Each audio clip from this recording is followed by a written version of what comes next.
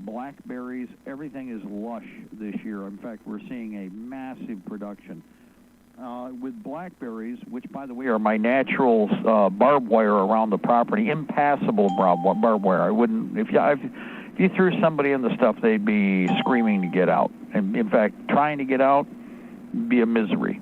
But as far as the density and the quantity of fruit on the blackberries this year is like nothing I've ever seen in all my life. I have been picking berries and been out wild picking, especially since I was little. My parents taught me that.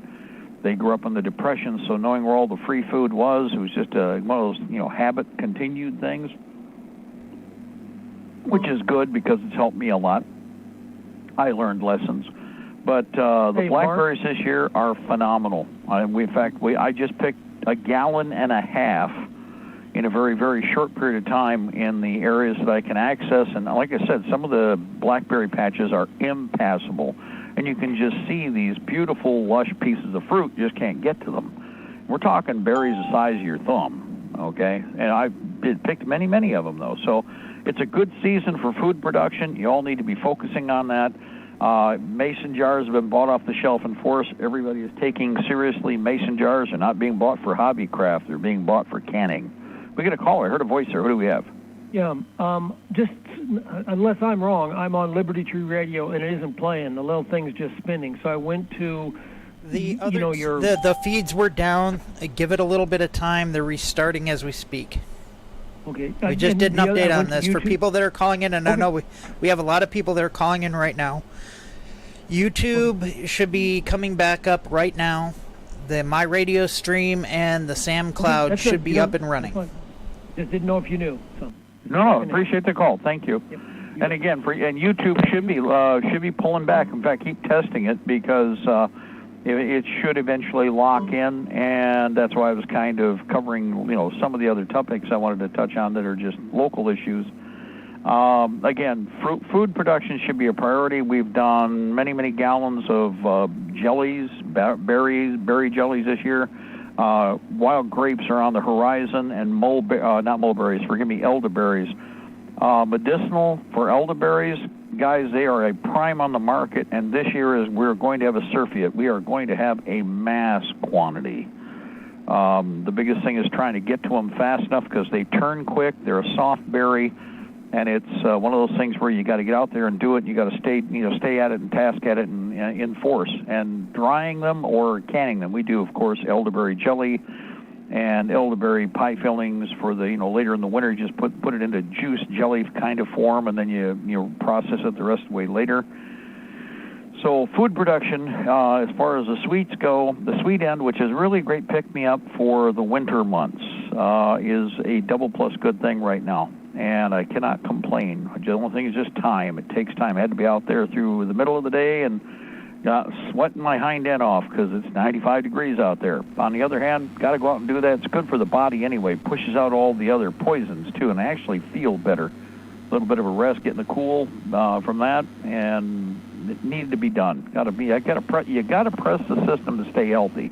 Can't emphasize that enough, okay? Now, we should be back up or headed into all of our feeds. Our YouTube feed is on the horizon there right now, if not already. And I'm going to talk about... Go ahead, caller. Jump in there. Yes, sir. Before you get started on a more important topic, I got a friend that lives in Colorado. Coors Beer announced that they got to reduce production because aluminum is hard to find, and their cans, they can't find aluminum cans. I thought I'd mention that to you in case you've ever heard anything about it or will hear anything about it. No, I hadn't heard anything, but, that makes sense because, I'll tell you what's going on, like here in Michigan. Before you hang up, Michigan, we have a 10-cent bottle deposit. Do they have that in Colorado? That I couldn't tell you. I'm in Ohio, but... I'd have to look. If you look on the top of the cans, they stamp it. Well, here's the thing. Michigan still charges you 10 cents a can, but they're not letting anybody return any cans. And so we have millions. In fact, most people don't realize this is hundreds of millions of dollars because of the beverage. This is like a beverage tax. Now, you get it back if you collect the cans. A lot of people are lazy and they don't, so other people benefit. We got a guy down the road that got a car by just watching the main roads out of Dexter here, and one summer he just focused on picking up every can that hit. He bought a brand new pickup truck at the end of the season. In fact, and then he moved out of the area, got a truck, moved, and said goodbye. But what's interesting is they have been blocking that for the whole of the Corona beer virus scam, and now they're limiting it that you can only bring in $25 worth of cans after there's been months and months and months and months of buildup. Now, I know why they're doing it. It has nothing to do with the Corona beer virus. The state's stealing the money. Every year, the state keeps about $100,000, that would be nice, about $100 million in bottle returns. This is just the state of Michigan. That's how vast this is, where they don't have to pay out because people don't do the cans, crush the cans, do something else with them and turn them in. Now, it's also, here's the thing, you'd think, well, just the cans. No, it's also the bottles, beer bottles, pop bottles, anything, plastic, glass, everything. So this is a massive, massive market from the top of the state of Michigan to the bottom, and many other states are like this. Well, guys, they have screwed the economy, but they're still taxing everybody, but they're not letting you return the bottles. So they've got this massive cash buildup that they have been able to slide sideways, and I am sure they've stolen it. I think the reason they made it a point, you can only turn back in $25 at a time. Now, here's the thing. The big chunk of that is aluminum cans, and the market on this is massive. Now, the recyclers have been complaining. So thank you for bringing that up, because the recyclers have been complaining because, well, guess what? The aluminum industry that does the reprocessing on these crushed cans is counting on that return because it's always been pre-sorted. It's only aluminum cans, guaranteed. And there's God knows how many pallet bins per store that are taken out every day from every store. Walmart, Myers, even the lesser stores all have vast amounts of these aluminum cans that are processed back out and recycled. And that's what's missing from the inventory for the in-country smelts, which makes sense. That's why they're having a problem with aluminum. Now, another thing is a lot of virgin aluminum comes from places like Vietnam and the Asian Rim. Now, I don't know how much from China, but China certainly has built up a lot of scrap. They took a lot of the scrap out of the country. Everybody asked me why. Well, guess what? You heard what they just said about aluminum? If you're the Chinese and every container ship going out is carrying out tons and tons and tons of scrap material that normally would be reprocessed inside the United States, and then you piss on China, then China just holds it back. And China has been collecting vast, and I mean vast, amounts of scrap material. You can't even imagine. Go ahead. That's what this guy from Colorado, I've known him for a while, and the Coors, the guy who works at Coors told him, he said that China bought up the aluminum industry, or bought into it, and that's why they can't get they're cutting back on the production of their cans, which would be pop, could be food, could be other beer companies, it could be everything. You know, you have to go to plastic bottles or whatever. So I thought I'd mention it to you, and you all take care of yourself. Appreciate it. Thank you. And again, the amount of material that China's taken out. Guys, you ever watch the movie Soldier with Kurt Russell? Remember the movie Soldier? If you haven't, go pull it out of one of the goofy video channels, or go over to YouTube. Watch the beginning when they dump him off on the junk planet. You see the image of the pyramids of material of scrap? Guys, that's what it looks like in China, only bigger. The images they showed you there's a couple of photos. It's like it was showing scrap metal, scrap steel, scrap aluminum, where they've taken stuff and they've pulled it from the U.S. and they just dump it. It goes on out to the distance with pyramids of metals like this, out to the horizon, separated by types. Things that you could probably see from satellite if you look long enough. So just little heads up. When a container ship leaves this country, is the container empty? They don't get much of anything from America, so they were grabbing everything that you're stupid enough to give away for free or give away for almost nothing, okay? And they brought stuff over, they take your cash, they run with all the other stuff that isn't nailed down, and then the long haul, because of long eye planning, guess what? They're able to manipulate your industry, which is exactly what they're doing. So anyway, it's not just the final product, but your raw material to the smelt is what is the other half of the issue. Anyway, a couple things here. First of all, let's go over to, we're almost at the bottom of the hour. Let's go over to the whole thing with Portland, Oregon. Okay, number one, the feds are not all over Portland, Oregon. I have no use for the feds. I understand that pretty much all of them, if they were told to confiscate guns tomorrow, all of you listening, they put a gun to your face and laugh about stealing your property out of your home and taking the guns. Thieving, beating you down, killing your cats, killing your puppies, because we've seen this all before. So don't tell me that you don't even try to think or try to claim, well, he likes the feds. No, here's the thing. What you've got is a bunch of fabrication here going on by all parties, but not the least of which, remember, the federal buildings are federal property. If they have a thug that they've got arrested, or maybe one of you or me, they put lots of extra cops on that federal property to protect the federal property and also to make sure that they can keep all us peasants away, and they do it all the time, and nobody made any noise about it. Now, it'd be nice if somebody were going through and cleaning up Portland, but I'm going to be quite honest. Portland is a communist city. Piss on it. I hope it burns to the ground. You know, as far as this goes, number one, from the commie end on the street, you got the commie mommies out there, supposedly. You got all these other characters out there. All these other characters who wanted communism to show up the way it did, well, it's there, okay? But it's not all over the city, per se. Well, the communists are. But this whole conflict is because there is a federal government building.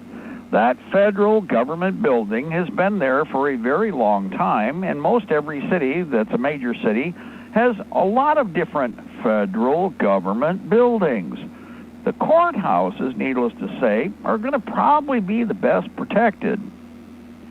So what you've got are feds, and they're whatever alphabet soup groups, and probably some mercenaries too, because we've seen this more and more, are on the ground protecting a federal embassy/federal building in the state of Oregon. The governor has nothing to say about that, B-Witch. The mayor has nothing to say about it, B-Witch. If they come out and they attack the federal building, then they are going to be hit by the feds. Now, the commies are doing the usual tantrum thing because they want to burn things down. They destroyed that elk statue because that elk statue looked like an elk. And you don't understand, but they had their tantrum with the elk statue, and then, of course, they proceeded, on down through the rest of their frothing, red-eyed, blubbering, whining, screaming, whatever, okay? Read that Still Dangerous People, okay? Make no mistake. See, this is the one thing, don't ever make the mistake of thinking that I'm going to say, they're not a threat. They are an absolute threat, because I'm going to tell you something. You can laugh about the kill all the white people militia, type there. They're not even militia. They're just, the group that's out there, okay? You can scream about whatever you want with Antifa or Black Lives Matter, but if they're holding a gun and they pull a trigger, once you pull that trigger, that bullet knows no friend, and that bullet will kill you just as dead, be it with a frothing at the mouth 2-year-old in a 25-year-old's body that's bugged out, with purple hair, that thinks it's a guppy, a he, she, it. If it pulls the trigger, you're dead. So if you start chuckling or laughing at these people, you're making a big mistake right now. There's no chuckling or laughing about it. Understand, you have a frothing at the mouth, crazy town nutcase that is intruding into our lives and plans on trying to murder you. You better take that very, very, very, very, very, very seriously. I do. I pay attention. I've watched this for decades. I lived with this, tried to explain to you people what we were seeing on college campuses. had a lot of people go, that's just crazy. They're not doing that at the U of M. They're not doing that at Notre Dame. They're not doing it. But I worked at the U of M.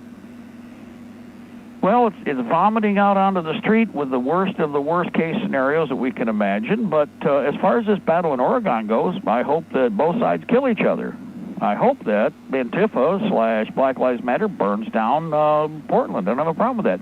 If they try to leave Portland, kill them all. If they try to expand out, which is like we've seen before, execute every last one of the bastards and don't let any of them escape. But as far as the Soviet Portland, piss on it. And the people who haven't stepped up to put down these communists that have been dancing around the streets for how long now? We watched this for years, not for a few months, years.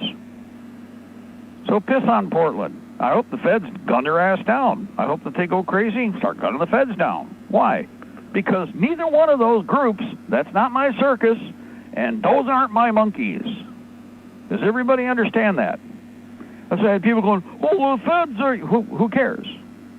The communists have already been frothing at the mouth saying how they hate you, they hate that you own property, they want to murder you in your home, they wanted the cops and the feds to come go get your guns, they wanted you disarmed, they're calling you, evil white people, you're misogynist, you're heterosexual, oh, you evil hetero you, blah, blah, blah, blah, blah, blah, blah. Well, I listened to that. You know what? Back off and nuke from orbit. I agree with Corporal Hicks. Okay, remember aliens? Oh, I think we ought to just back off and nuke from orbit. Now, I agree with Corporal Hicks. Corporal Hicks? Yeah, Corporal Hicks is the ruling military authority right now. See how that works? So otherwise, piss on Portland. The only problem is there's some really beautiful artwork that was done by, who were also done by artists who in many cases were flaming liberals too. That's why they're out there on the West Coast. But there was some phenomenal, realistic / not junk artwork that was done that goes back through the history of the country. Not all of it done by leftists. And it's being destroyed by these twerps that we've allowed to have their tantrum. And now these tantrums are accelerating. No, we don't go and help them. This is what I said. Do you and everybody remember what I said a year ago, 2 years ago, 5 years ago, 10 years ago? There's going to come a point, 20 years ago, 30 years ago, they're going to try and lie to you. Oh, we got to get together with the communists, with the leftists, because, we're after the Fed. Not my circus. Those ain't my monkeys. Not on either side. That's why they're trying to pull us in with this BS with these black and white American flags, that blue stripe crap. Piss on that garbage. I know better.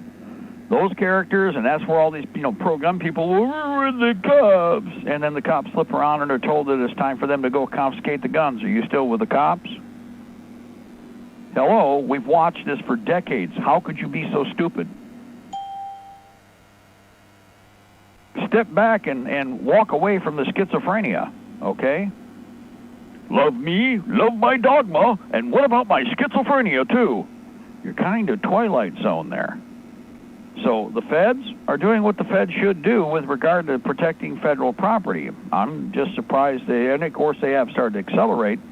Personally, I'd be using a lot more of the useful tools that are available, but I mean, whatever happened to a feces spreader? You know what I mean? A poop cannon. That would still be the best choice for most of this. Won't be great during the day, but they got air conditioning in the government buildings, along with the rest. Nobody has any open windows anymore in their businesses. I can think of a whole lot of ways to get rid of each time I see a pile of these characters, I can think of a whole lot of ways for them to be dispersed without having to worry too much about anything else and be on down the road and gone. Okay, now, this leads us to a situation that took place in Austin, Texas. We got a roadblock, knuckle draggus baboonists, part of this Antifa BLM blocking the roads garbage. Where they've accelerated this now, and there's more than a few incidents this last month of the monkey poking, driver being shot or occupants being shot from the angle and back of the car by the monkey poking, backstabbing, knuckle dragging, baboonus maximus / Antifas BLMus. Okay? we've had more than one incident, and of course the one it is a laugh. It's a joke, but it's a sad joke because it's something we've been fascinated about for years. How many pro-gun and how many gun/firearm rallies or even standoffs have we been at where we've all carried guns and carried full combat loads and carried, loaded weapons, M1As, ARs, AKs, SKSs. We've never shot ourselves. Now, we've come close to shooting the whatever was in front of us. In this case, again, the police state. We've had the face-off with the other team. Well, we're going to meet with the Fed. Why? Okay. But we've had our standoffs and successful, but we've never shot ourselves. More on that in a minute. But the other thing is discipline amongst the ranks. And again, Daddy taught me this a long time ago. Don't play in the street, number one. And cars are on the sidewalk. Pedestrians are, forgive me, that would be what I'm chasing down Antifa. Cars are in the road. Pedestrians are on the sidewalk. Okay? It's that simple. That's how it works. So what we've got here is these characters where they keep getting everybody's, they randomly attack people. If somebody drives into the area, they see that it's a white, if they perceive it's a white person, then they will always froth at the mouth and attack. That person, any of you that are white, or any of you that are black for that matter, wouldn't make any difference, because once the crowd mob gets going, then the insane just start dragging people out of cars, and they beat on them until their brains are on the pavement. And then I didn't know that my boot would do that. I didn't know that my skateboard would do that. I didn't mean to kill them, but now that they're dead, I don't care. See how that works? That's what you hear over and over again from each one of these. Well, you aren't going to be. You do not want to be. You never want to be that person on the ground with their brains leaking out. So here's what's happened. People are starting to learn that they're, pushed through with the car. I would go so far as to say you don't even touch the brake anymore. Seriously, why? Number one, a higher speed moving target pushes lots of bowling pins out of the way. Number two, you're going to get the monkey pokers who are trying to shoot you in the back of the head. We've already had several incidents of this. We had the attack that took place in Austin. There was more than one that were armed up, and they were, of course, they started firing in the car, and they knew that they were firing in the car. The character we're supposed to feel bad about, this is white character married to a black woman, by the way, looks like married or fiance, but who was an amputee, possibly, I don't know what the reason, could be military, could be not. But the bottom line is that Booth got in the middle of and was going to help to support a character who was shooting a driver in the back, and the driver decided to return fire to save himself because, of course, again, personally, step on the gas, they all become bowling pins. Don't hesitate, don't think twice. Get the hell out of there. Stomp it.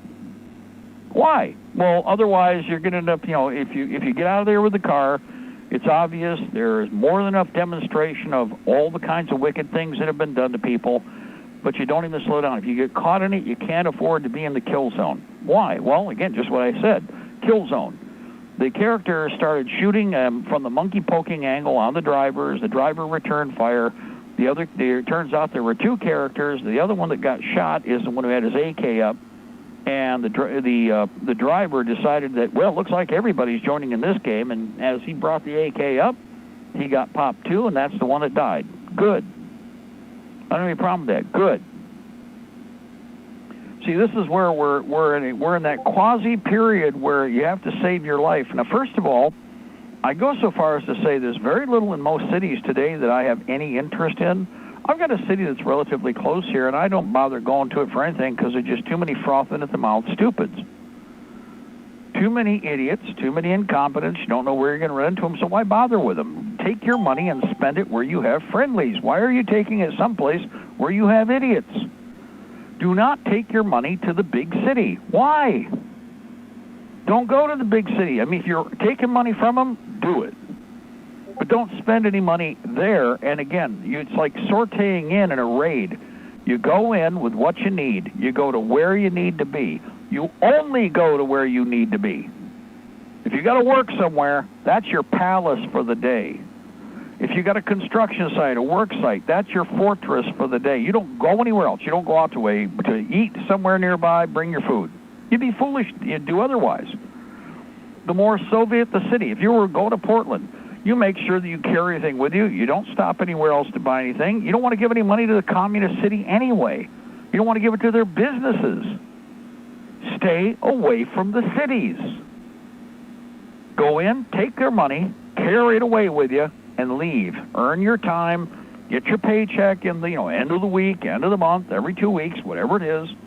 But otherwise, unask the AO as quickly. In fact, plan your evacuations to be pretty much as intelligent as possible. Let me give you an example. I used to work in Detroit. Now, I drove all the back streets. I drove neighborhoods you wouldn't even go near. In fact, today, the neighborhoods barely exist. In fact, they're even more like war zones than back when they were war zones in the 80s and into the early 90s, okay? But especially in the 70s and 80s, let me tell you.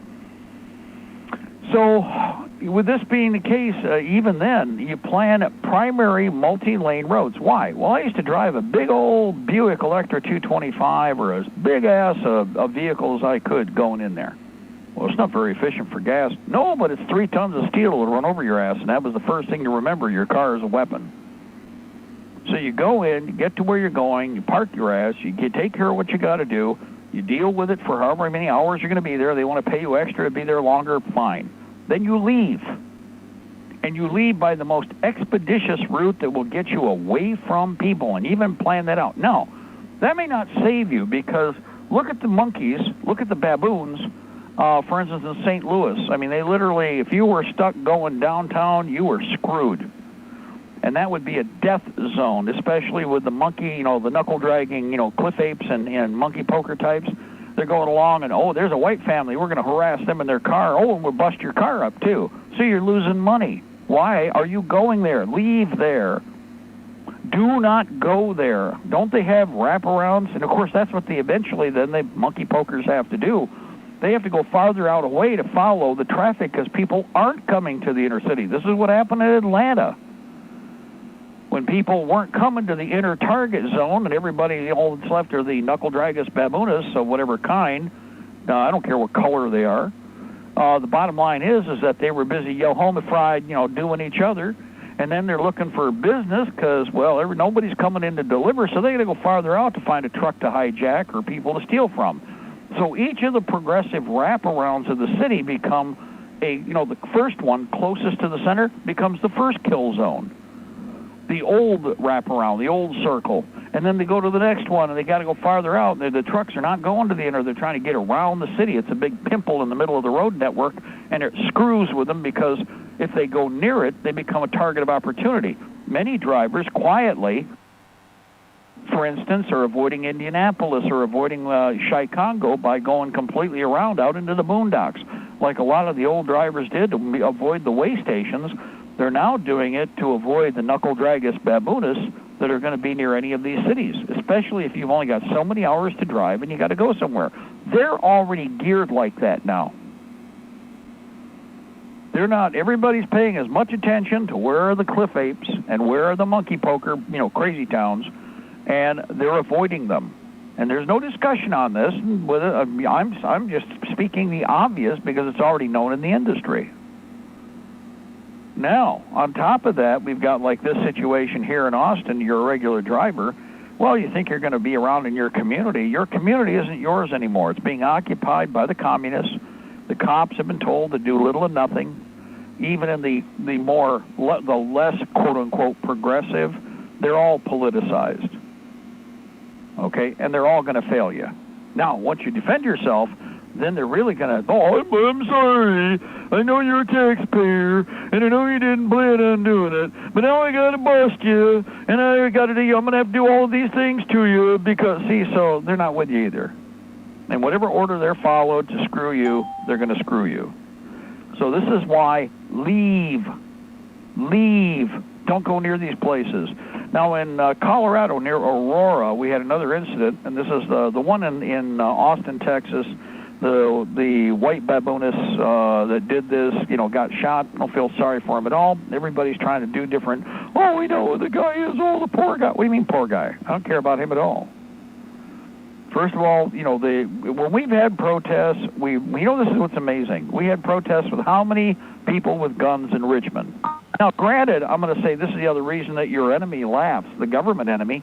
Because we go in, not only do we not cause a problem per se, but we demonstrate by presence. But when we're done, the place looks better than when we left. Show me that with Antifa. Show me that with BLM. Those rotten animals/pigs, just like a herd of wildebeest going through the area, trampling on everything, dumping out feces, trash everywhere. Bunch of stinking cliff apes. Okay, and you'll see it over and over and over again. And there is no excuse for that. But that's the difference between our world and the way our people are operating and trained, the producers, versus the I want for frees or I want to steal your stuffs. Hey, Mark. That's what you're facing. That's the difference between the two sides. Go ahead. Jump in there, caller. Yeah, I just I'm not contradicting what you're saying. I think more emphasizing. I just want to give an example how to the extreme it has gone. So I'm calling you from Montana. Not too many years ago, we had 250,000, 300,000 people in the third largest state. Now we have 1,300,000. That fast. And you go to, what they call Rawls land, right? North Idaho. Right. If you look at some of these, this guy got a website called North Idaho Off Grid or something like that. Anyway, pretty decent site. And he's just shaking his head. All of Sandpoint, all of Coeur d'Alene is nothing but it's little Southern California. And you look at, I'm in far western Montana. I'm real close to Sandpoint. But you look at Bozeman, Kalispell, Missoula, they're just exactly what you're talking about. So what I'm saying is, like I say, I'm not trying to insult you or contradict you. There's nowhere to run to. It's not the run part. It's the stay. It's the idea that, if you're going to have to sculpt accordingly and find the places, like you just said, you're going to have to know who's who in the zoo. But even those other areas are not going to be like going to the big cities are the first problem. And then what you're going to find are the peaceful enclaves where what they are is the limousine liberals, or let's just say the SUV liberals. Okay, these be called limousine liberals.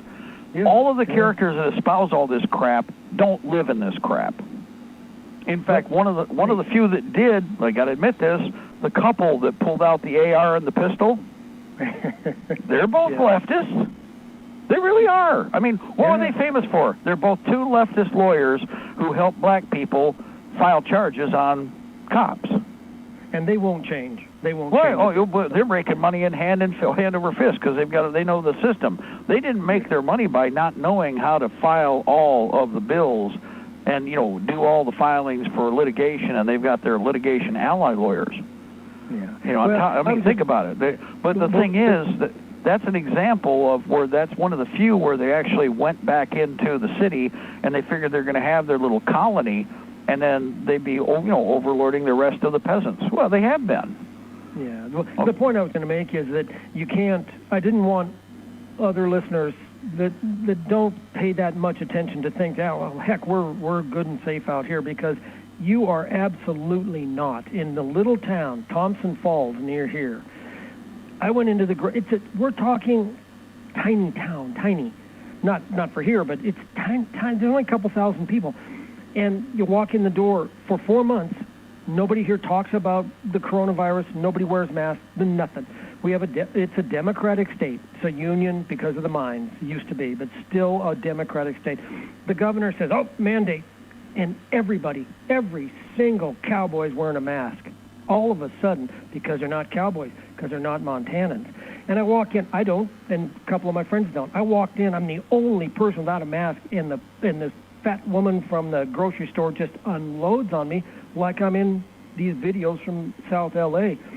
And you're looking at, I can't break her face. I can't do it because of where I live. And the sheriff will grab me so quick, and he knows me even.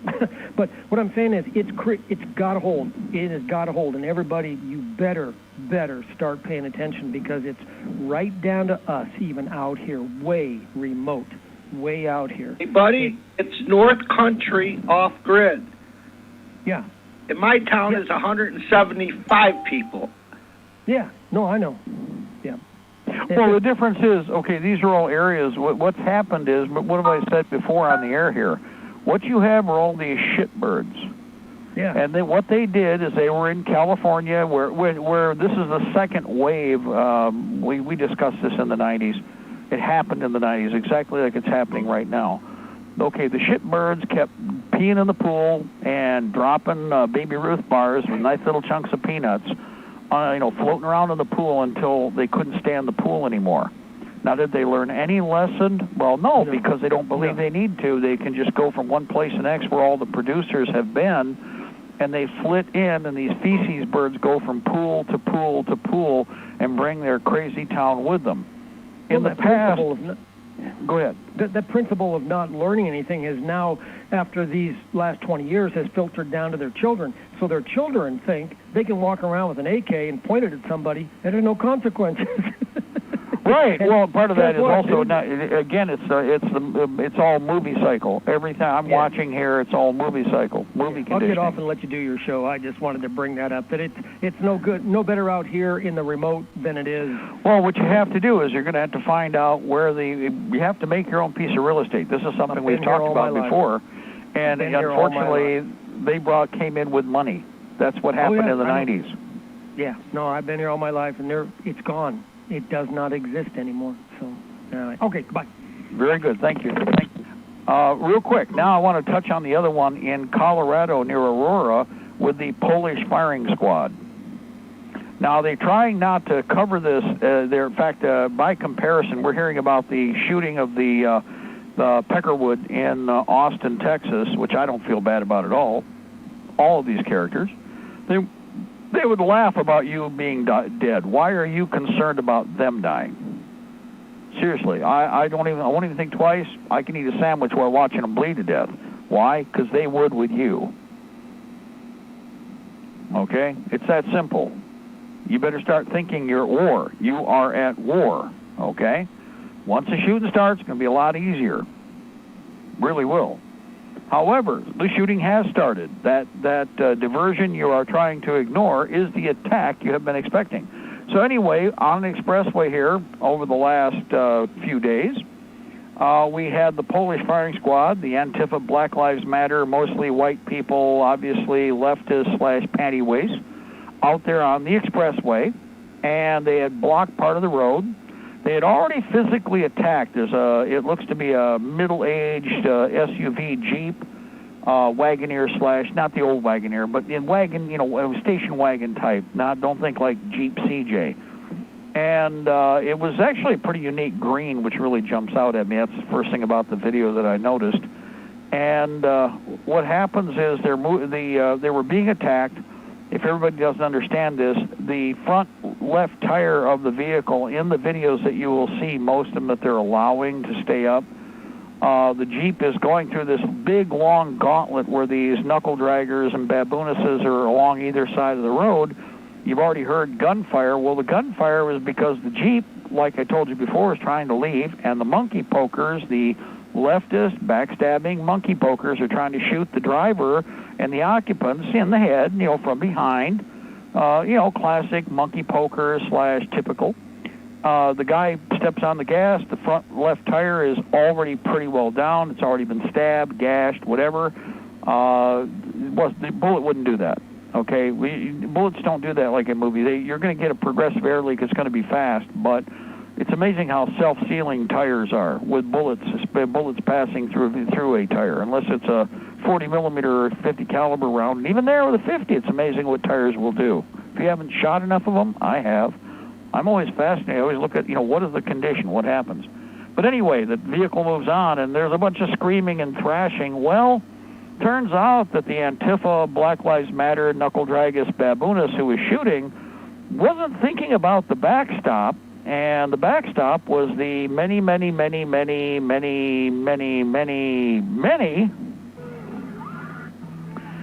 critters that were lined up both sides of the highway. In fact, I think I got it queued up here. I'm trying to queue it up, and for whatever reason, of course, a bastard never wants to cooperate when you want to do it. Let's see if I can pull this up. I'm going to play this. Ed won't have to mess with it. It's only 50 seconds long. But understand that we're talking hundreds, if not maybe 1,000 of the knuckle-dragging baboonists, Antifas, BLMists. And the bullets are flying. And guys, like I said before, and this works no matter who you are. But let's listen to the video here first. Now, there's an audio track. It's only 50 seconds.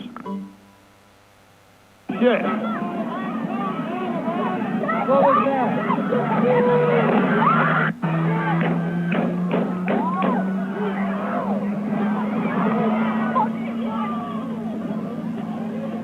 Yo, is everybody okay over there?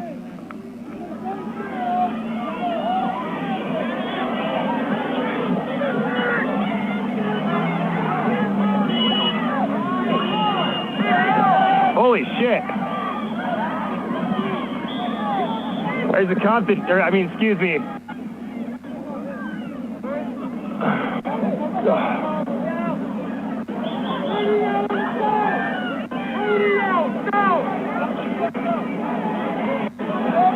Holy shit. Shit. All right, you're very choppy. You heard the small arms fire. Now here's the thing, Mr. Bullet is not your friend. Mr. Grenade is not your friend. Indirect fire, if it's from one of your own tubes, if it lands in your area of operation, isn't going to know you from who you were intending to shoot. Okay? And this is a classic example of what I've said a million times. You've heard it a million times. If you've had anybody who's talked about shooting in a battlefield, or especially a close or tight-knit urban environment, firing a Garand into somebody's guts is necessary sometimes. But unfortunately, if you weren't paying attention, Bob, who might be moving past the hallway just beyond, when that .6 round goes through the enemy, Bob is going to feel the extent of your wrath when the bullet goes through him if Bob's lined up right. In this case, the idiot stick monkey pokers pulled out their guns, and because the people that they were trying to drag out of the Jeep, they were trying to murder, they wanted to cave their head in with a skateboard so they could see what color their brains were. Well, they didn't let that happen, which is horrible, because how dare you producers, how dare you hetero, how dare you American, how dare you taxpayer, that's on the road because you really didn't care about what they're doing, but they decided they're going to impose their communism upon you. How dare you think you're going to go through this? So they started their attack, and the driver did exactly what I said. I just never would have slowed down. They wouldn't have been a chance on the tire even. But as it is, they were frothing at the mouth and attacking, and one of the monkey-poking communists pulled out a gun, started spraying and praying. Now, it did hit the Jeep, but the problem is even the bullets that probably hit the Jeep, it was like two big crowds on either side of the road. And, we're talking long. If you can't find the video, it's Aurora, Colorado. So they started firing up, and they got their own. They got a bunch of their own. In fact, I really don't know how many exactly they tagged, because some just got creased. Others took a bullet hard and, made really good organic sandbags and collected the bullets. And, of course, now there's lamentation. How dare you? How dare you? Let's see. Jeep drove through a crowd of BLM BS protesters that were walking on I-225 in Aurora, Colorado. Protesters shot other protesters while trying to shoot the driver. At least two BLM BS protesters were hit or grazed by bullets as a fellow protester tried to shoot the driver of the Jeep. There were multiple gunshots on the Jeep, but no injuries to the occupants. All I gotta say is they were dumb enough to play on the freeway. Even the truck drivers, when the truck drivers do a protest and they stop on the freeway, they stop on the freeway in a vehicle. What the hell are you doing out on the freeway on foot? Oh, and this is hundreds, and they're lined up. They were along the road, in the road. It was actually like they weren't really protesting by walking down the road. Their ass was in one basic area.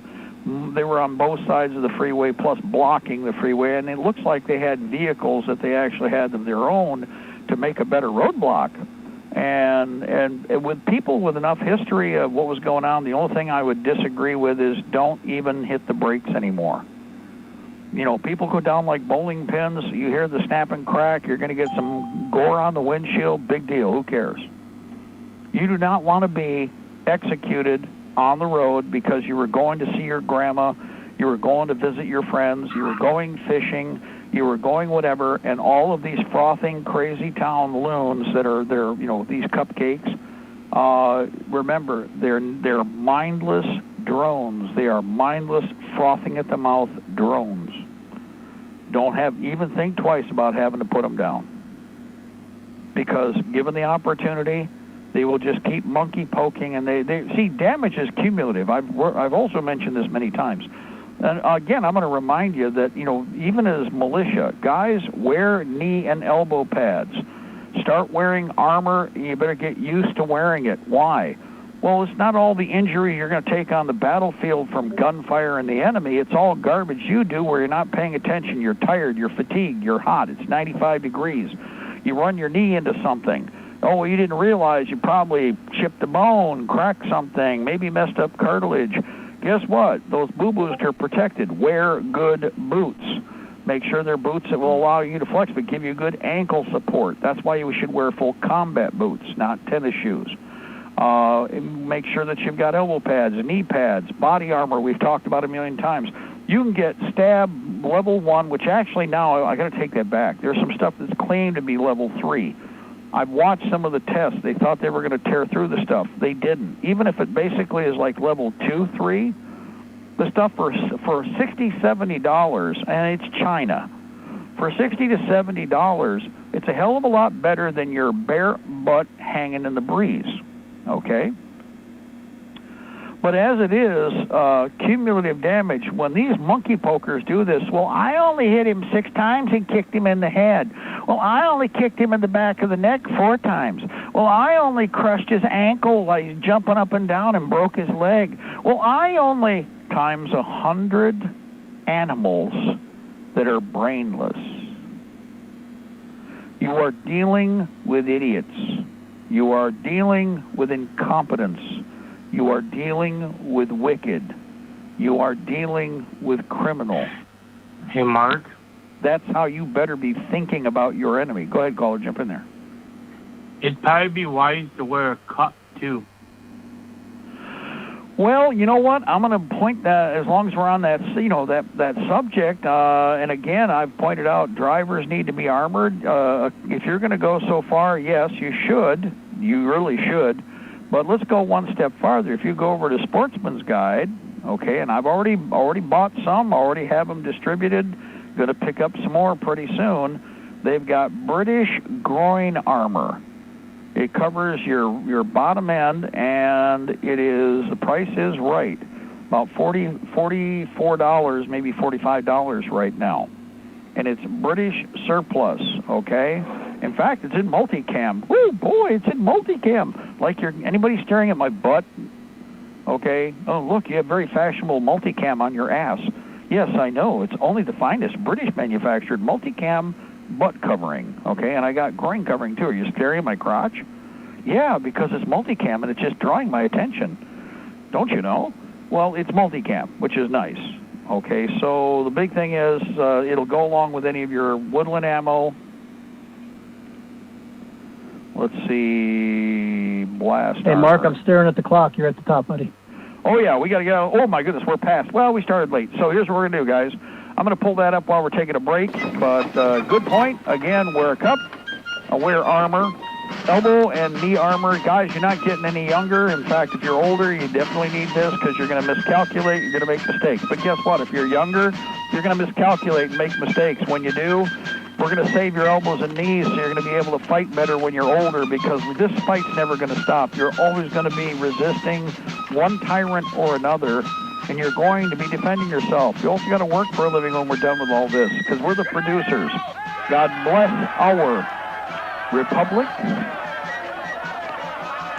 Death to the New World Order. Death to the New World Order. There we go. We shall prevail, ladies and gentlemen. The Empire's on the run.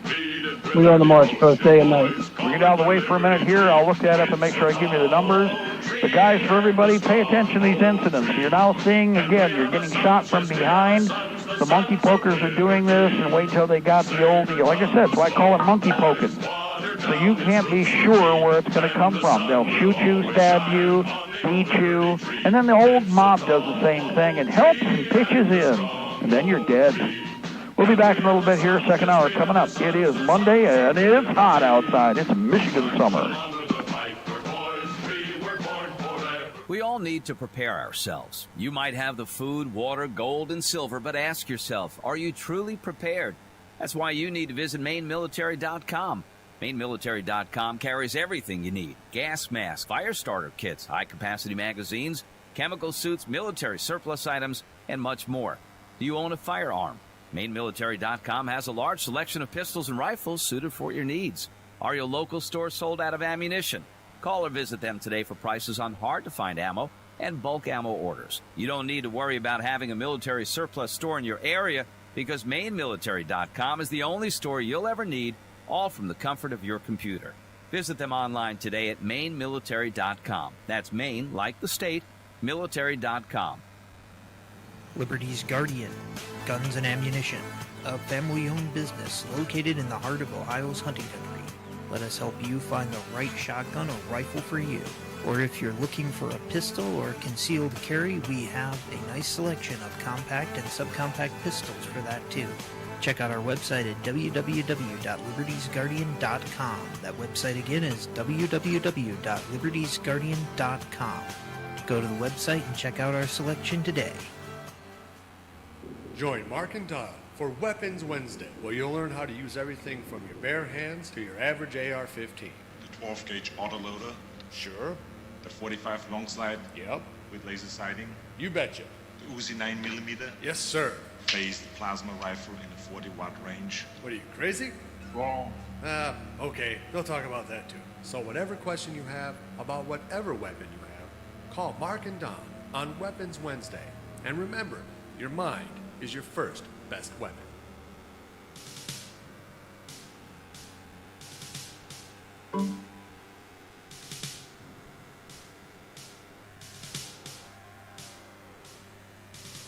I had a dream the other night that, well, I didn't understand. A figure walked in through the mist with a flintlock in his hand. His clothes were torn and dirty as he stood there by my bed. He took off his three-cornered hat, and speaking low to me, he said, "We fought a revolution to secure our liberty. We wrote the Constitution as a shield from tyranny. For future generations, this legacy we gave. In this, the land of the free and home of the brave. The freedoms we secured for you, we'd hoped you'd always keep. But tyrants labored endlessly while your parents were asleep. Your freedom's gone, your courage lost. You're no more than a slave. In this, the land of the free and home of the brave. You buy permits to travel and permits to own a gun. Permits to start a business or to build a place for one. On land that you believe you own, you pay a yearly rent, although you have no voice in saying how the money's spent. Your children must attend a school that doesn't educate, and your Christian values can't be taught according to the state. You read about the current news in a regulated press, and you pay a tax you do not owe to please the IRS. Your money is no longer made of silver nor of gold. You trade your wealth for paper, so your life can be controlled. You pay for crimes that make our nation turn from God and shame. You've taken Satan's number. You've traded in your name. You've given government control to those who do you harm, so they could burn down churches and seize the family farm, and keep our country deep in debt, put men of God in jail, harass your fellow countrymen while corrupted courts prevail. Your public servants don't uphold the solemn oaths they've sworn, and your daughters visit doctors so their children won't be born. Your leaders send artillery and guns to foreign shores, and send your sons to slaughter fighting other people's wars. Can you regain the freedoms for which we fought and died? Or don't you have the courage or the faith to stand with pride? And are there no more values for which you'll fight to save? Or do you wish your children to live in fear and be a slave? O sons of the Republic, arise, take a stand. Defend the Constitution, the supreme law of the land. Preserve our great republic and each God-given right. And pray to God to keep the torch of freedom burning bright. As I awoke, he'd vanished in the mist from whence he came. His words were true. We are not free, but we have ourselves to blame. For even now as tyrants trample each God-given right, we only watch and tremble, too afraid to stand and fight. If he stood by your bedside in a dream while you were asleep and wondered what remains of the freedoms he'd fought to keep, what would be your answer if he called out from the grave? Is this still the land of the free and home of the brave? God bless you, and God bless this republic.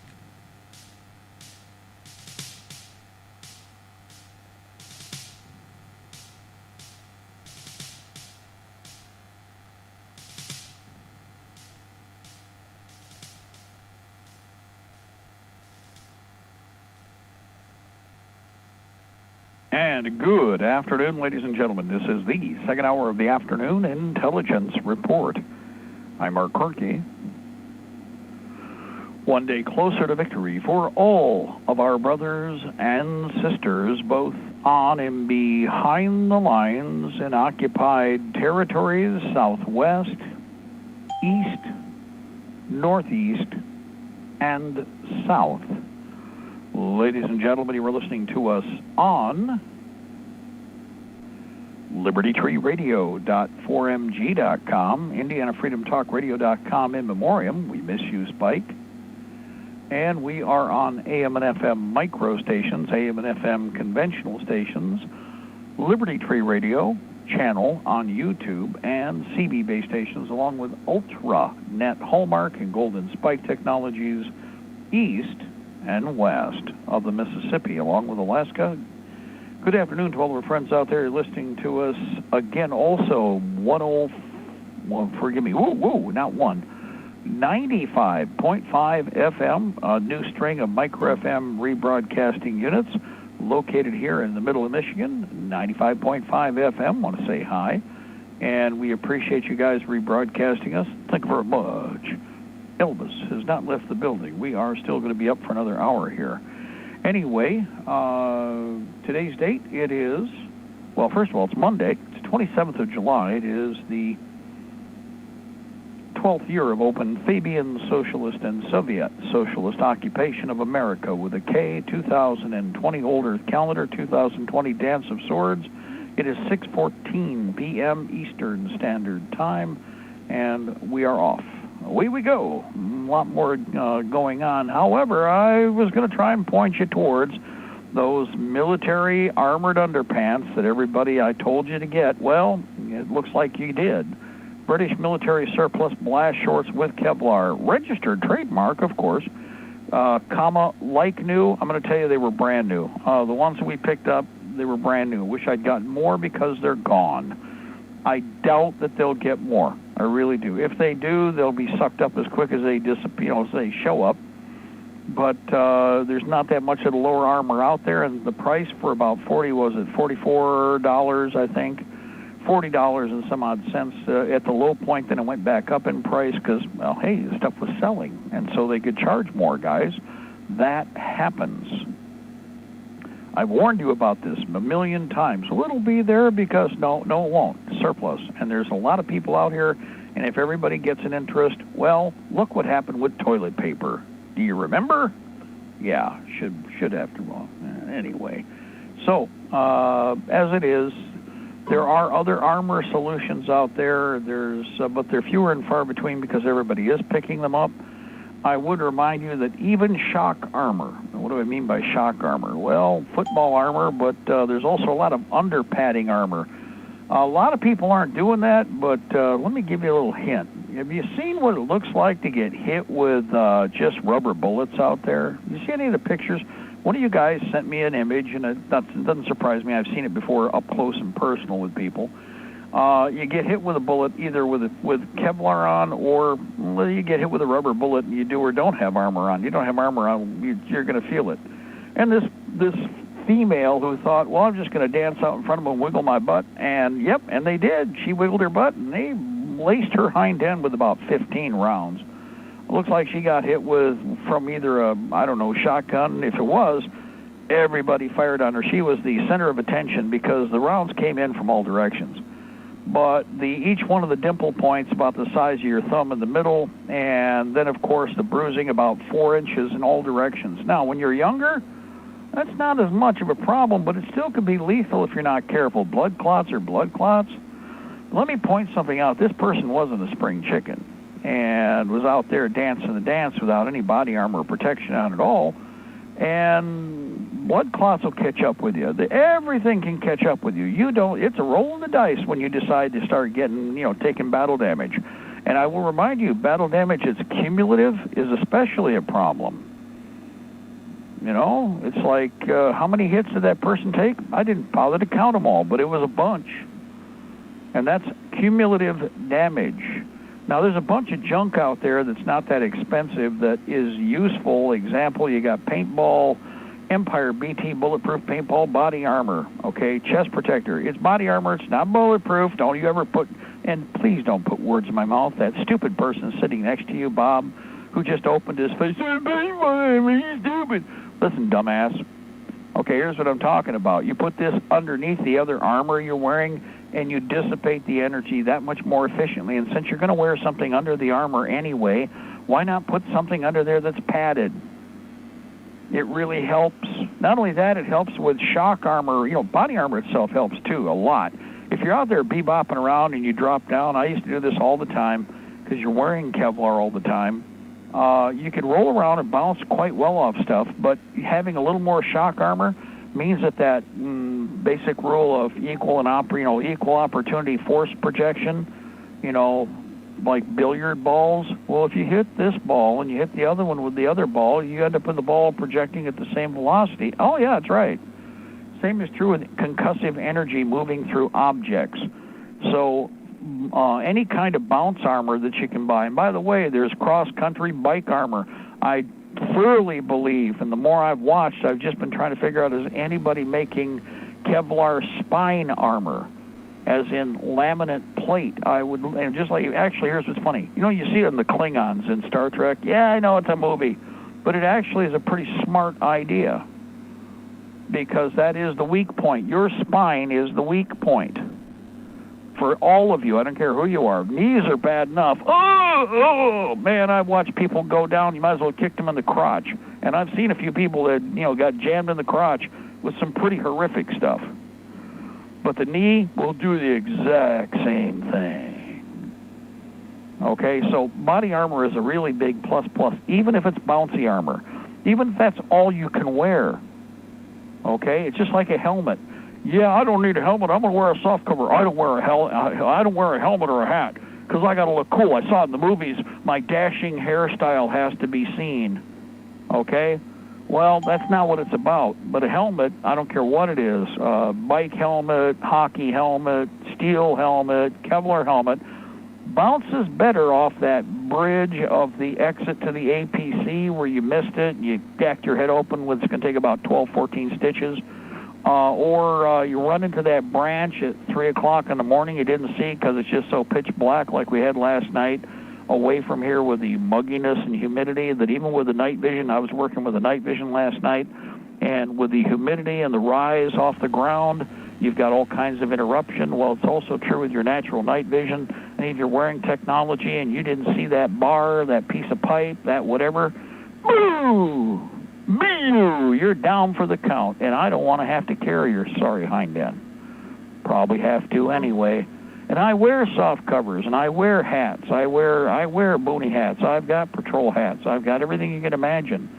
But if I'm going into the serious, and I know that again we're able to prep, then the helmets get put on the heads where they belong. I don't care what it is you pick out. With our SOP, we have a standard. But I don't care what you wear, but get something on your noggin, okay? And if you're in the vehicle, bouncing around, look at what you're seeing. If you're having to bug out, need equipment on hand for the very things that you're seeing happen right now. Did you see the zombies on the road attacking that Jeep in Aurora? Did you see the zombies in Austin attacking the person that had to shoot and put a couple of them down? Look at the zombie scenarios you're seeing and tell me that you don't need this now. I'm laughing at anybody who opens their face like that. Excuse me, look around you, and it's everywhere, just like our caller said earlier. BFE all the way to right where you are in the big city. Caller, jump in there. Go ahead, please.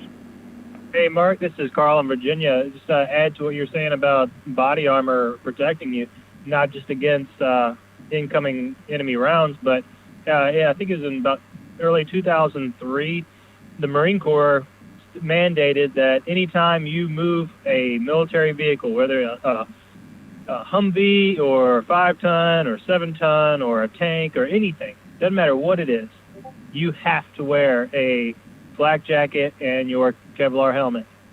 And a beater bucket, yeah, even if you just move it 10 feet, does not matter.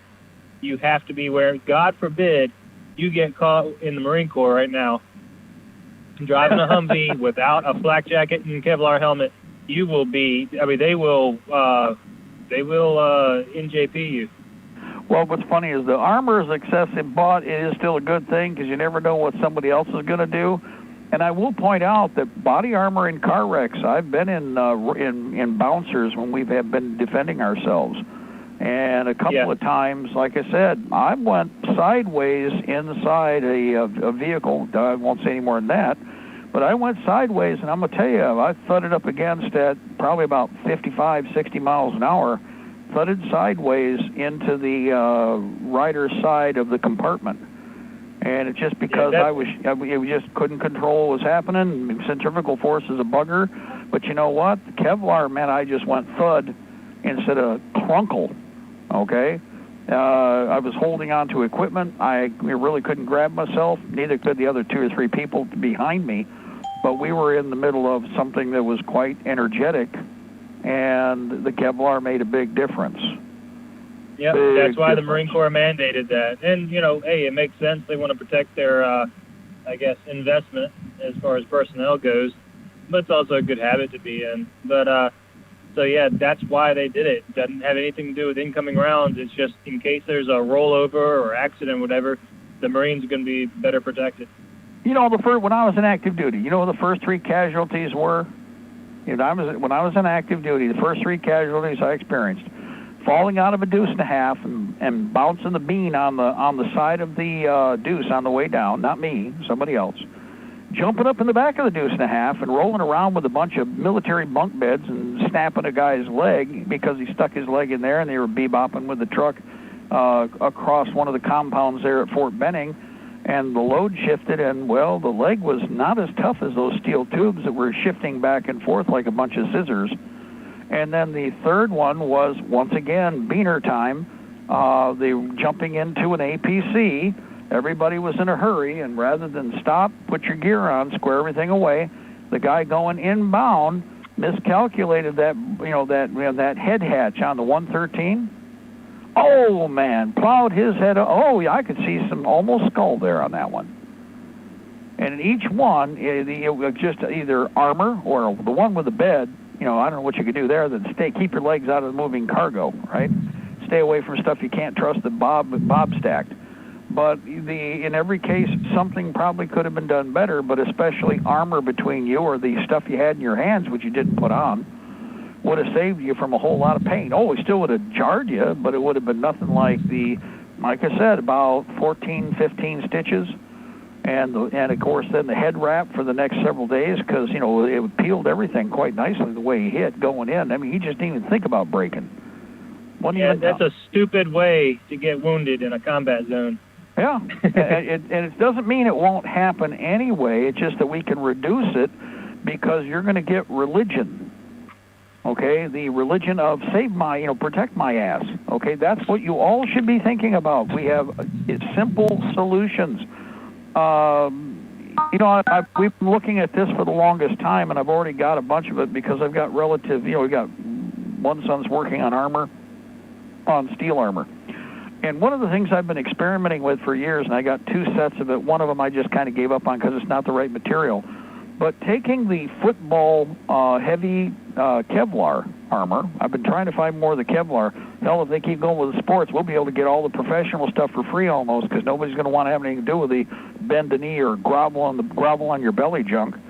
But taking the Kevlar used football armor and then applying titanium and steel plating over that, kind of like Aliens or Starship Trooper, or take your pick, Starship Pooper.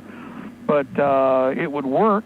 I mean, it does work. The thing is how to lock it up and onto the material so that we don't have a weak point or a spall point. One of the options is to TIG weld. What I've been doing, we experimented this years ago. I haven't done anything this year. But TIG welding strap bars on the back of the armor and then lashing it down.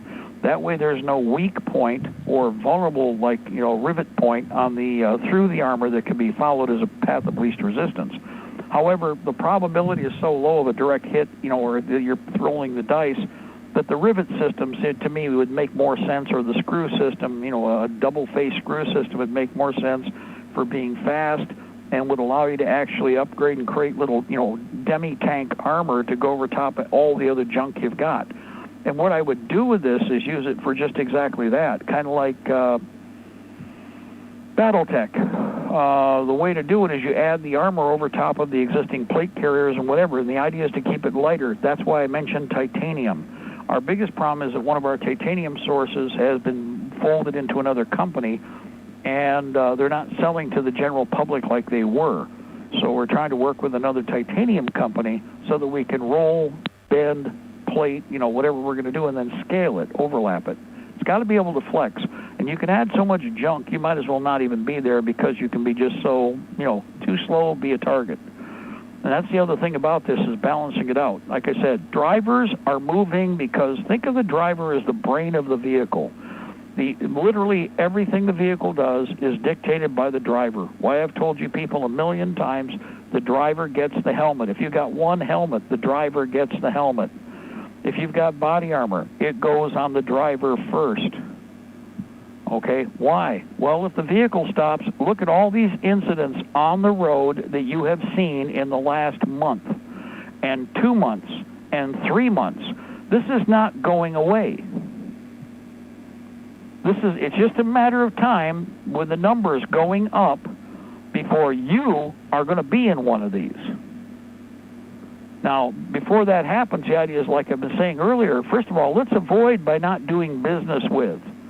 The biggest problem is that the dumbasses, like in the situation where the Polish firing squad with the Antifa BLM idiots went, was out on the expressway. You're hoping that you're going to be able to pass through an area, you're on the expressway, you're going to get the hell through Dodge. Well, now you have to start thinking ahead and planning ahead towards what's down the road more efficiently. And let me give you an example. You're going to have to start, this is where CB radio would be, and we need to talk to everybody about this. Cell phones won't do you a damn bit of good. I mean, they can tell you about some traffic incident or activity up front, maybe, but maybe not in time. Why? You're on the limited access defense highway network, okay? The Defense Interstate Highway Network has limited or restricted access. Doesn't mean you can't find some places where you can roll off the road if you're willing to go through fence, but for the most part, they've made it limited. So you want to know what's way up ahead. If there's a BLM Antifa knuckle-dragging pack of stooges on the highway, you want to know way in advance. Everybody needs to be getting back on their CB radios. Now, here's why. The truckers are relearning their history. And the truckers are starting to pay attention to their CB radios because the guy way up front that just got stuck in the Antifa roadblock is screwed. He can't go anywhere unless he decides to step on the gas and pick up speed and go on through them. He's screwed, but he can tell everybody else farther back. And by the way, you can all listen passively that, up here towards mile marker 118, we got a bunch of nutcases. They're pulling women out of the car and raping them. You guys might not want to be part of this. You exit, find an earlier exit, but avoid 225. We got the frothing at the mouth crazy towns. The zombies are here. The zombies are here. You can do that with a radio. You can't do that with cell phone the way you should. Why? Mark, can I jump back? Go to ahead, the jump in there, please. Yeah, okay, please. I'm going to venture a guess. Not too many people know this, but snowboards are made of Kevlar. Yes. Yeah. So, I've been collecting every one of them. Everybody's thrown away. Go ahead. Okay, you got to look for the right ones. Some are wood or foam core, but many have what are called, they just call it a steel insert, and it will stop a 9 or a 45, easy. You get them at the like Goodwill, dollar store, or they're very expensive. They're $3, $4, I think. I'm not a snowboarder. I don't know. They're hundreds and hundreds of dollars, but they're $15 at Goodwill with you don't need bindings. We stand them up behind the front seats. Exactly. It's like an armored bucket on an aircraft on a plane. Exactly. Yeah. Go ahead. Yeah. So anyway, let people. I know I've never met anybody else that knew about them, and we never told anybody.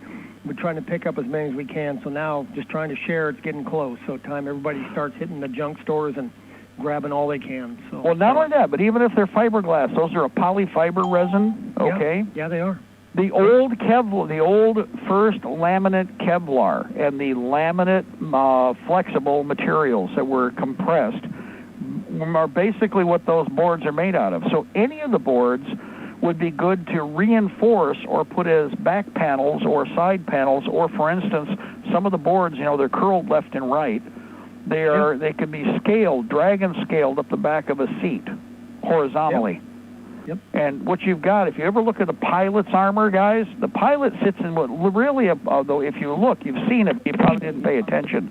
In a lot of the World War II planes, you hear about like the flying bathtubs. Okay, they literally had a bathtub for the pilot. Well, that's what it was. And if you pay attention, you'll see that they had like wing backs. There was armor where as far as they could put it around the pilot, they would. And it didn't, it's like, once they call them flying tanks, but on the ground it'd be like light APC. But it makes a hell of a difference when all you got is aluminum and aircraft fuel around you. Okay? So guess what? The armor was kind of handy for keeping the pilots from, expiring before they could, A, return fire, or B, evacuate the aircraft in one piece. I mean, you might get shot down in a parachute, but oh well, you take your chances. The fact is that these are all dirty tricks that aren't dirty tricks. They're common sense practice. And again, you can do them because they can be out of sight, out of mind. A-10s had an armored bathtub in them. Repeat, Colin. The A-10s had a big armored titanium bathtub for the pilot. Exactly. And again, the old idea, and not only that, but as much infused Kevlar as they could. Individual panels and components all over the place. And that's why it's battle rugged, too. So, guys, this is all where, people, it's not a tank. No, it's not a tank. I don't think you bought one. But you can make something pretty stinking close to at least being, reducing a lot of the damage. Look at what these monkey pokers are doing. You're trying to go from home to work. You're trying to go from your house to your grandma's house. You now have a million plus more and more jackasses out there who believe that your time is their time, that your life can be taken by them at their whim. You're in a war zone. You are now in a war zone. Everybody who treats this as such wins, or it will be ahead of the curve. The ones that become casualties because they talk themselves into stupid are not of my concern. Well, there's some things you can do to the car. You can put window film that's bullet resistant. You can put a push bumper on the front of the car, and maybe you can do something to keep the tires from going flat so easy.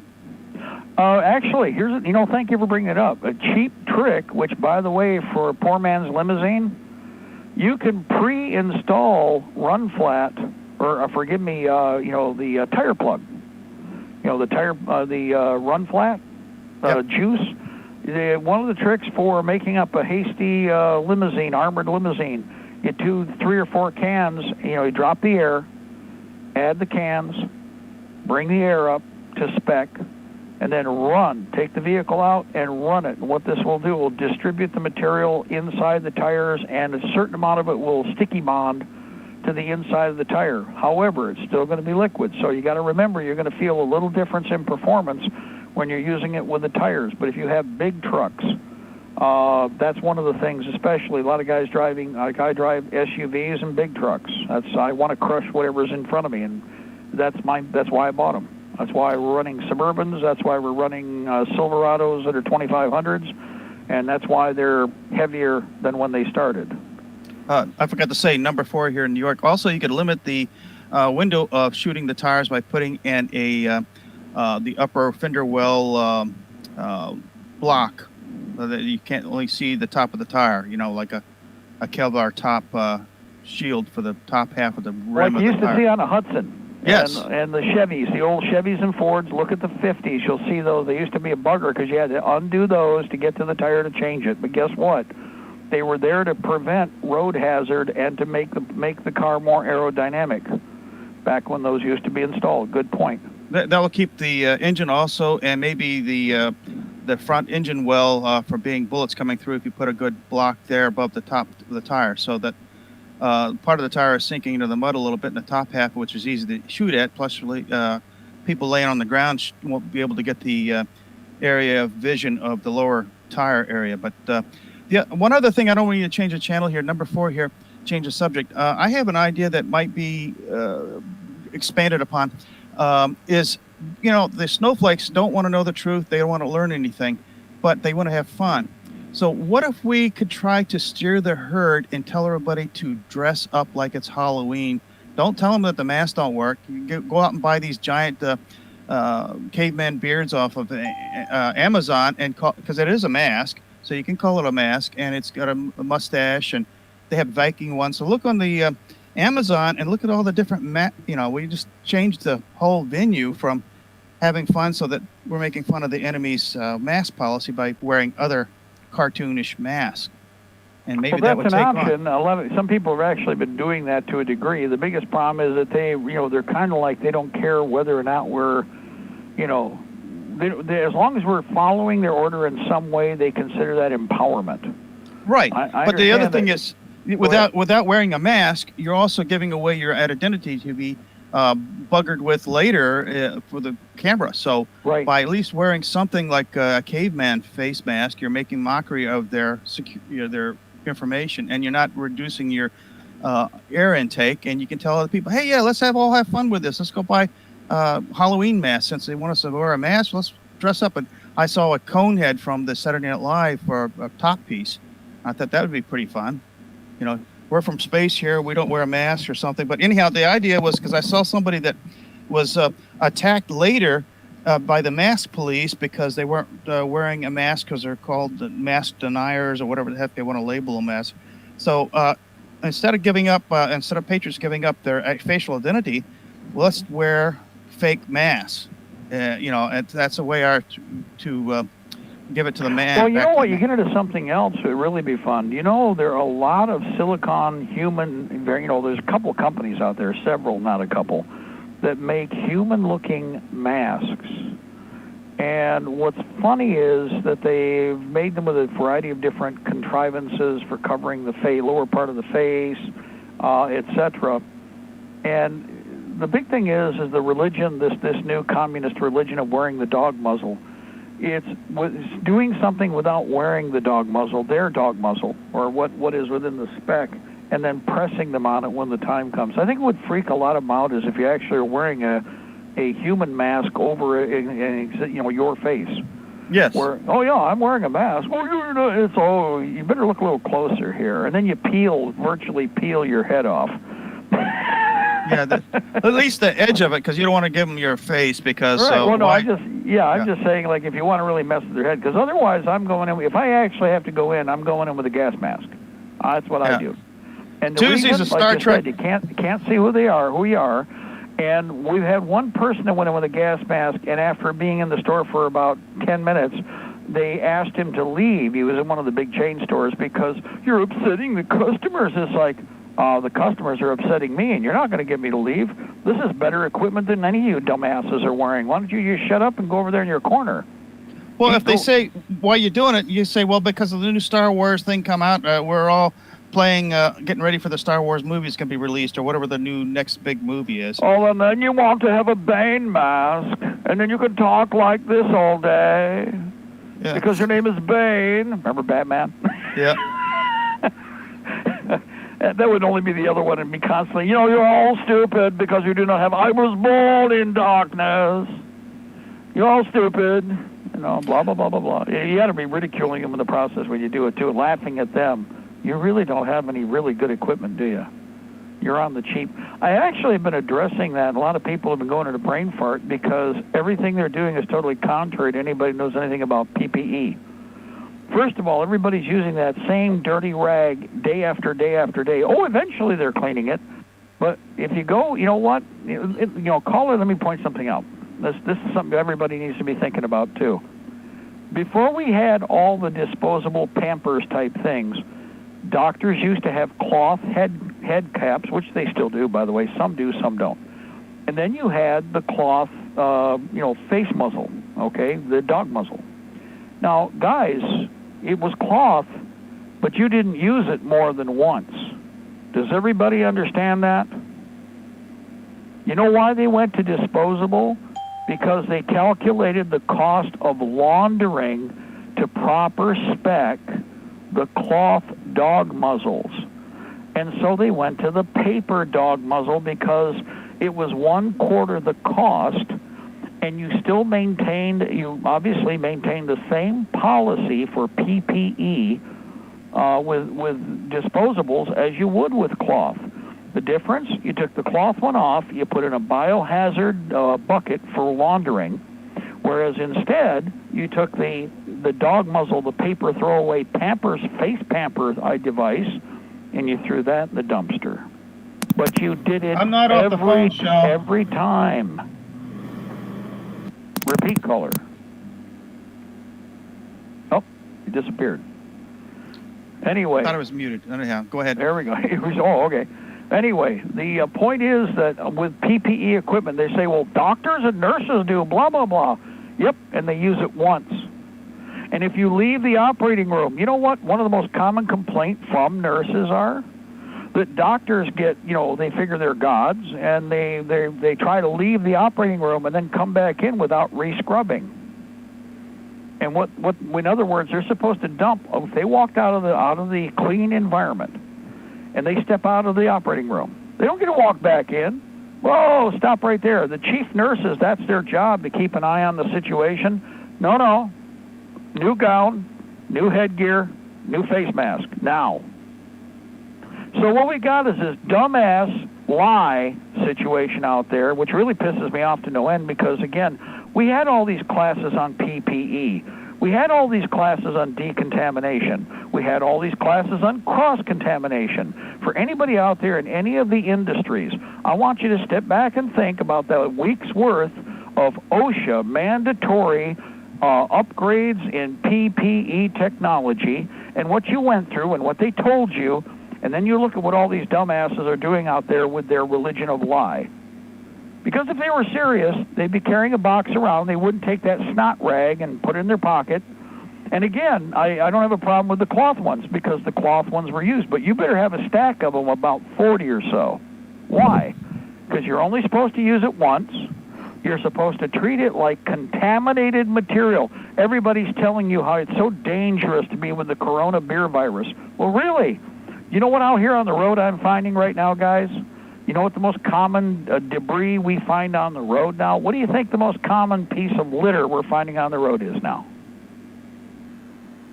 Throw away, wipe your ass, face pampers. All over the place. Parking lots, everywhere. We're so concerned we got to wear this because of the coronavirus. Then you should have a garbage bag, a plastic bag, marked with a big, skull and bones on it. And every time you're done using it, you should open it up. You take off the face mask, that cross-contaminated face mask. It should go into that bag. The bag should be tied off. And then at the end of the day, you don't wait. You don't wait until, sometime months down the road to change that bag. Sometime in the first 24 hours, that bag needs to be out in the trash, but needs to be properly secured in order for that to happen. And then you get on to the next mission, and when you put the next mask on, it goes into that bag. Ideally, everyone should be isolated. And by the way, when you've got the cloth PPE, the cloth ones, then that should only be a one-wear time. You better have a stack of them. And let me give you an example how everybody can relate to this if they argue against it. Do you have one handkerchief, or do you buy a stack of handkerchiefs? Do you just use one snot rag constantly and then throw it in the laundry once in a while? Hell no. You buy stacks of. Go punch in handkerchief on Google right now, and what will you see? Stacks of snot rags. You don't see one. You see how Twilight Zone all this BS is, and how stupid it is? And that's why I look down on all these people, and I'm disgusted with them. Well, if you got extra old face masks, when you go into Walmart, you take your little Walmart bag so you can put your grocery stuff in that new bag, but you just start littering the floor with your old masks every now and again when nobody's looking, and let them have the mask back. Oh my God! Well, you see, that's when you ask the question: aren't they contaminated? Yeah. And by the way, you want to really have some fun? Every one of these businesses have mandatory. Okay, by the way, if you don't know it, guys, I'm going to tell you something. I already talked about this on the air for 30 years. OSHA, Michigan, or Ohio, or Hawaii have their own OSHA, and then you've got the federal. Now, all the OSHA is supposed to do is really enforce the federal Gestapo/KGB, but instead they also tag on a whole bunch of their own junk because they got to be even more obnoxious than the original company, OSHA. But either one, it doesn't make any difference. They have very, very specific guidelines that must be maintained at every work site. So let me ask you, if that is a contaminant and it is a biological hazard because the people wearing it have become biological hazards, then you have to go over to the PPE instruction binder, and you need to find how do you deal with biologicals, and every one of those biologicals needs to be dealt with the same way. And don't tell me you just go pick it up, because you told me I needed to wear it because otherwise your brains are going to leak out your ears, your eyes are going to pop out your head like ripe grapes, and that corona beer virus cloud is going to be miraculously stopped by that coffee filter you were just wearing. Because there's these clouds out in the parking lot, which is why these asshats are wearing them out in the parking lot and in their own cars, because there's these big clouds of corona beer virus rolling across the nation, and if you get stuck in one, your skin melts off you like, soluble paint. Oh my God, it's horrible.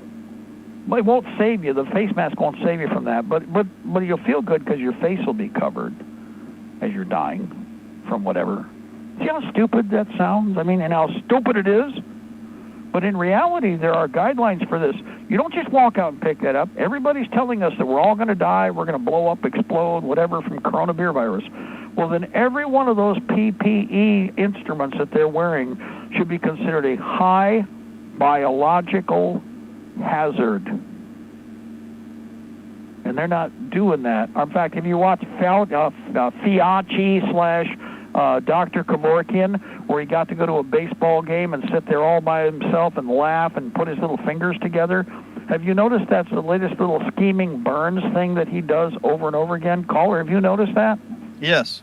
He's doing the Burns thing, and he's chuckling and laughing at all the idiot sticks in America nonstop. He's the puppet master. He likes watching you dance through hoops. Time to put a bullet in his ass. He really needs to be gone. But whoever does it first, fine by me. And I'll say it flat out to anybody. Did you say that? Yeah, in a heartbeat. Why? This character is laughing. All of them are laughing their ass off at how stupid these Prozac prodigies are. And I would point something else out, which is why we're having a problem with, like the Antifa and BLM Fruit Loops. And we're also having the same problem with the dog muzzle crew. They admitted that Zoloft alone, 20 million additional prescriptions for Zoloft in the United States during the shutdown / during the scamdemic thing. Now Prozac is even higher. Now understand, you're talking, that means 20 million prescriptions. That's 20 million Fruit Loops, probably not children, who are the bug-eyed, dog mask-wearing people that you see that start frothing at the mouth and look at you with their eyes going crazy. It's because they are Fruit Loops on government drugs. Go look at the numbers that are being projected for. Well, they've acknowledged we were holding back on it, but they got their what is it? We're past the half-year mark, so the second quarter numbers are in. We're actually almost a month past the second quarter numbers for drug sales. And right now, they're acknowledging that they just went through the roof with all this dopomatic crap to make everybody not feel good. In fact, remember, Prozac and all these psychotropics, create violent incidents, and you have a person who is not thinking rationally. So look at what you got them doing. Look what you got the Fruit Loop, government-doped-up fools doing. Wow, dog muzzles, dude. Dog muzzles. Go ahead. I heard another voice. Yep. Go ahead. Yes, Darzak. The last number I heard was 56% of the American people are on the brain chemicals. So there's where this you know what the dog muzzle allows us to do with the commercial dog muzzle? It allows us to identify most of them. Anybody think about that? I've said this several times on the air, but as we roll closer to a combat situation, one of the good things is it's easy to pick out who the government / the nitpickers, the backstabbers, the I'm going to call the cops when you're not right there. I'm going to call the cops. I'm going to snitch on you. I'm going to say because you weren't wearing a dog muzzle. You think about it. Now you add the government drugs to that. That's the percentage that either A, they're going to have to be cleaned out, or you're going to deport. Mark, I got a question for you. When do you think they're going to shut down the FEMA regions where you're locked in the certain FEMA regions? Would it be before the elections or after? We're a step away from that right now. Actually, we were a step away from that 1 year ago. In fact, think about this. All of this happened, like I said, because this is a fake biological attack. I told you, everybody, guys, watch for this. If they get desperate, we were on the offensive. The townships, the counties, and the states were all pro-Second Amendment, and we're making a statement. Guys, that's unheard of. The ring knockers are shitting bullets, okay? My neighbor's brother won't come up for vacationing because he's in Virginia, and I'm in New York here, and he won't come up here because he doesn't know how that works for a 2 weeks quarantine if you get caught here from another state. He's not sure how that works. You're better off exfiltrating out and visiting him. Again, I don't know what you're going to do because you don't know. It's the rats. You know, like with FEMA. Let's talk about FEMA. You first have the districts, which are the states. How many rats do you have watching and eyeballing the roads? You're going to have to try to, just like in communist Russia, in New York, New Jersey, or how about Massachusetts? Massachusetts, they're already talking about a year in jail and all this other garbage. Well, they already are not talking. They're already claiming that's what they're going to do. So you're now in a communist state where in order for you to move from one area to the next, you have to exfiltrate and infiltrate via secondary roads. Well, how do you prove you were in New York State here and you self-quarantined for 2 weeks? Where do you get the paperwork to prove that? And the other thing is they're already talking about having health, not permits, but health passports. Right, which is the internal, that's like I've said it for decades. That is, all this is just the internal passport national ID card for regional compartmentalization. So how many cops are going to stop you coming up the road if you got out-of-state plates? I mean, you're going to get stopped every 10, 15 miles? Here's the thing. For the moment, they're not. But you know what? Their jobs are at stake. What are they doing with the cops right now? Think about what you're doing to the cops. The cops, if they want to keep their jobs so they can pay for the 2 cars they bought, the 3 mortgages they have, the child support for the other wife, okay, the old wife. By the time you're done, these cops can be very easily manipulated to be hardcore police state road monitors. It's not hard. What do they tell everybody? Look what the Antifa thing is. Defund the police. Well, they're going to have a whole bunch of characters that want to be in a uniform and carry a gun because they like stealing stuff from people. And what you're going to have is a situation where they'll shift to the regional police, example, the FEMA police / Homeland Security police force. See, we're not going to get rid of that. All they're doing is getting rid of whatever handler control you had over local enforcement. And it is inevitable and engineered that the next step would be for the FEMA police, which have been all over the United States. We covered this in the 90s. We had a FEMA motor pool in top end of Indiana. It was 500 sedans never used. They were just ready to go. They were ready to jump. Everything was set up. I guarantee you right now are in the same boat. I'm going to get off here. Number 4, if you cross a state line, maybe this gas stations won't sell to out-of-staters. So you might be stuck that way. Talk to you later. Number 4, thank you. Well, not only forget real quick. Remember, if it's cashless, they're going to know exactly where you are with the cash you're trying to spend, but you don't have cash. Right. All you have is plastic. Well, they see your license plate on your vehicle. We can't sell to you. Right. Well, yeah, but your card will show up because you don't have any cash. You're just going to have plastic. That's what this all of this is coming to a head where we're going to have to shoot their ass because you have nowhere to go. I mean, what are you going to do? You going to put up with this? I'm not. I'm done. I'm finished with it. I'm just trying to figure out how best to fight a war that's going to last about a good 6-7 years. It's sad. We could, it would have been 4 years back in 94. It'll be a 7-8 year war, just like the American War for Independence, might even be 10. But you guys all better be gearing your brains because we're done. What conversation is there? One way or another, for the last question, does anybody think this stuff is going to disappear after November? Is there any? There's no down the road possibility of this ending. It's here. You're here. That diversion you've been trying to ignore is the attack you have been expecting. What I've been saying for years, it's not like a movie. It's mush. It's arbitrary and capricious. It is not precise. Police states are not precise. Police states are based upon arbitrary and capricious action. Why do you think that argument has been put in courts for years? This is against the law. This is arbitrary and capricious. Because purely at the feel of the nutcase in front of you, they choose to enforce it or not. No consistency. Anyway, I'll tell you what, I'll let you go. We are at the top, guys. For everybody else out there, a reminder again, we are over on YouTube. It's a fast connect over on YouTube. You go over to the Libertytreeradio on YouTube.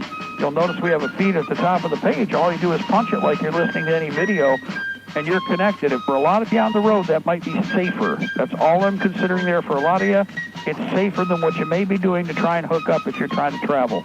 So don't want you getting messed up on the road. You got to pay attention. Watch out for the zombies. When they show up, they will try to murder you if you're on the road. You better understand that, or you're really not. You don't have your brain adjusted. God bless our republic.